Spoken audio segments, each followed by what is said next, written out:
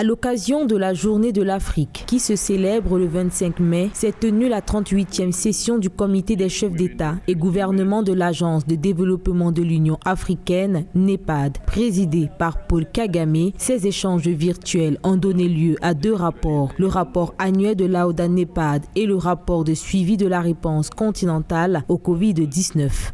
This 38th session of the Orientation Committee will reflect on pressing development. Cette 38e session du comité d'orientation reflète des questions de développement pressantes qui sont devenues plus aiguës avec la pandémie de Covid-19. Nous devons nous assurer que cette agence renforcée renforce la prestation dans les domaines prioritaires clés de notre continent et la mobilisation des ressources restera un facteur clé pour atteindre nos objectifs.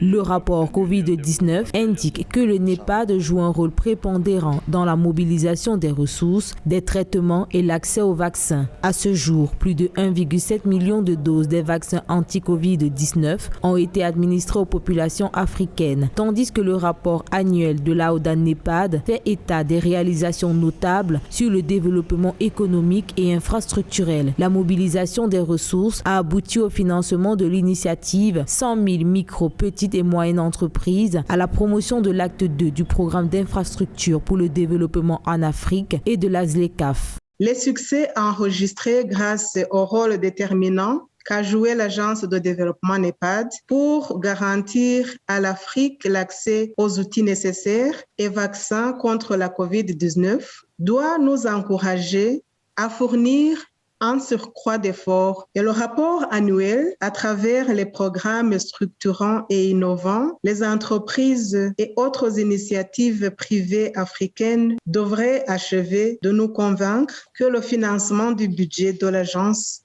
en vue de la réalisation de son plan stratégique doivent être une priorité pour l'Union.